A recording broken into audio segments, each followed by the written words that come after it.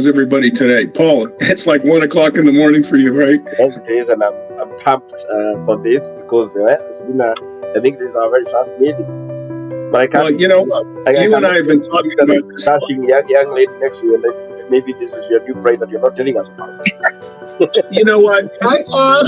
I know can't wait for the introduction.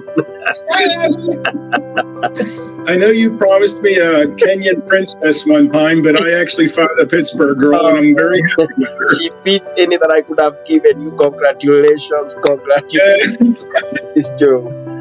Maybe Eddie's looking for a Kenyan princess. Go to live indefinitely. So that's part of where my sort of interest in this project kind of collide, because I am looking at living into that future. So my thinking is I just need to survive long enough for a medicine to be figured out, and also like see where I fit in with all of this as I move towards basically solving finances, as I put it, and business, and move on to loftier pursuits and more worldly pursuits and endeavors. I'm calling in from Kiambu, which is in Kenya, which is in Africa. And a few years ago, I was introduced to the human space program by a good brother of mine who resides in Seattle and who also became a board member of Africa VR Campus and Center, which I'm the founder, which is exactly that. We do VR and XR stuff. I'm the first African to use virtual reality. So I work a lot with this. So I'm an educator with these devices. And I've been hosting weekly events since 2019.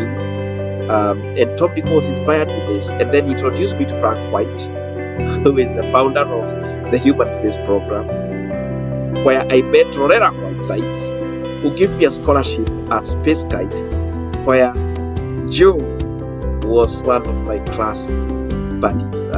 Joe, that's where I met Joe. So I came back to Houston, worked with the national team for a little while, started working on this was the lander.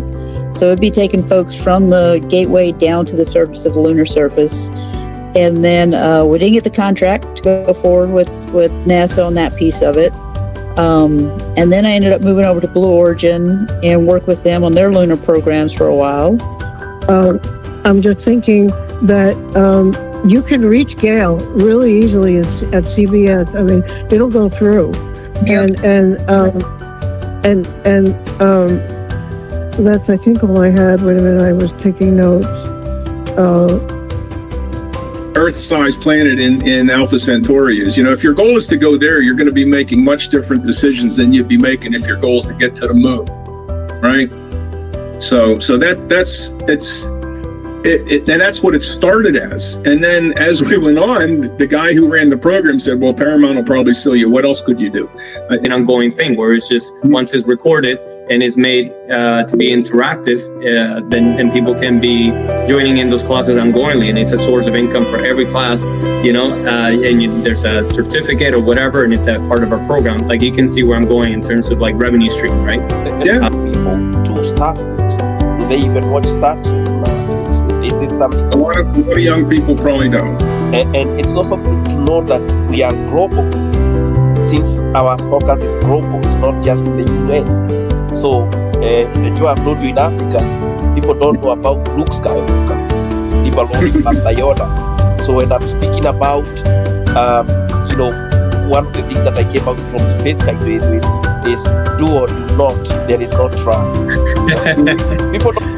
I'm more of a Star Wars guy than Star Trek, by the way. So if you're gonna start throwing out Star Wars references, I'm definitely game for those. Even my wife asked me, "So are you speaking in broken English? What the hell is that?" So they have no idea what I'm speaking about.